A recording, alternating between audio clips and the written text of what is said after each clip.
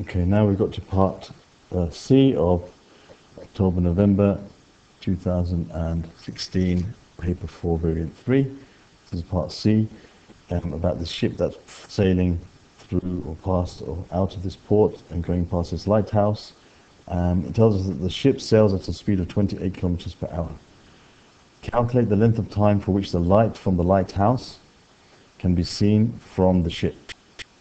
Okay, now remember that the light from the lighthouse can be seen within this radius of 40 kilometers. So as long as it's inside 40 kilometers or less, inside close, as long as the distance of the ship is 40 kilometers or less from the lighthouse, okay, the light cannot be seen. So the light can only be seen when it's 40 kilometers or less from the lighthouse. So basically, the light will be able to be seen at the light of the lighthouse will start being seen as soon as the ship reaches B, and it will stop as soon as the ship reaches C. After that, it's going to be out of range. Okay, so we need to find. It says calculate the length of time. So we need to find a time.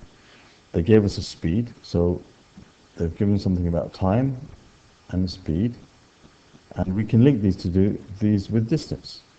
All right? We know that we're finding time. We know that speed equals distance over time. Whoops. Speed equals distance over time. Okay, so if you want to find the time, time is equal to distance over speed. It's going at constant speed, so that formula applies. So time equals distance over speed. So we need to find the time.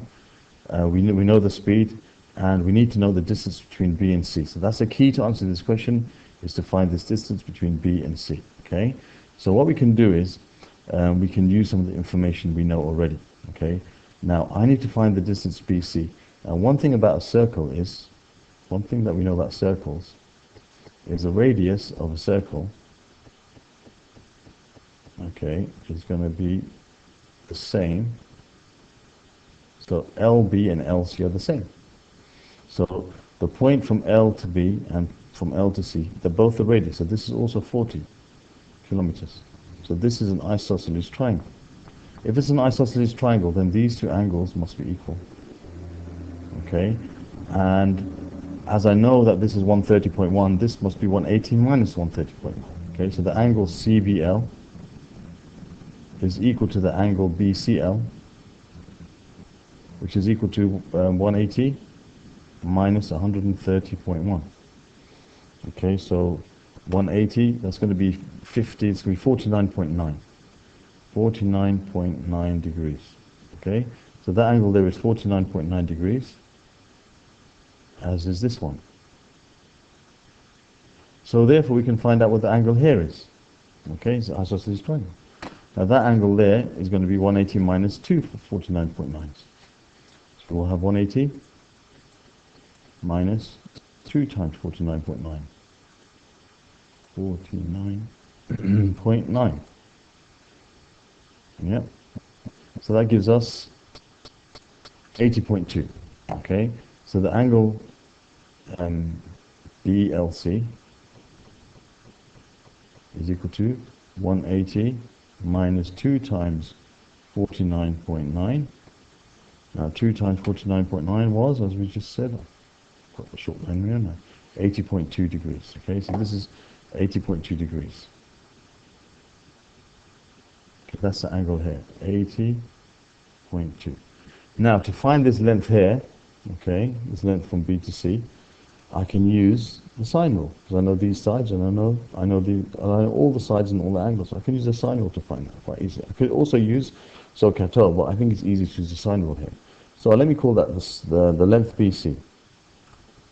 I use X, Y, Z. So let me say BC over the sine of the angle opposite it, which is the sine of 80.2, is equal to another side, for example, BL, over the sine of the angle opposite it, which is 49.9. Okay, so BL, sorry, I know what BL is. I don't have to write BL, do I? BL is 40. Okay, so now I can find what BC is. So BC will be 40 times sine of 180, times 80 times 80.2, 40 sine 80.2 divided by sine of 49.9. Sine 49.9. And then we're going to get BC. So just put that into the calculator, which is over here. Okay, so we're going to have, where are we? We have 40 sine 80.2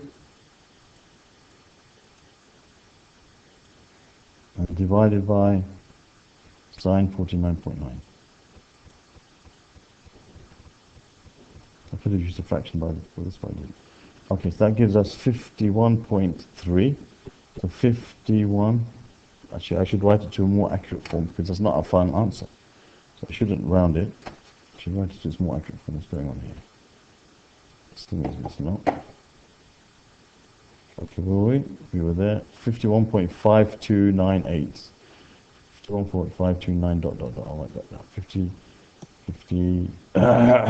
Sorry. 51.529 dot dot dot. So we're going to have 51.529 continues on. That's what BC is. So that's the length here. 51.529. So now from this I know the speed, I know the distance, I can find the time. That's what we want to find.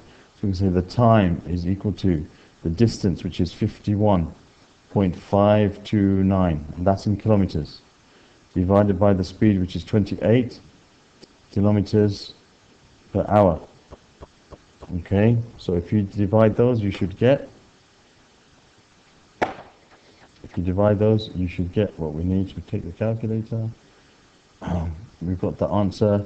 I'll use the same answer divided by 28, and that should give us 1.840. 1.840. So you have 1.840. 1.840. Okay, that's in hours.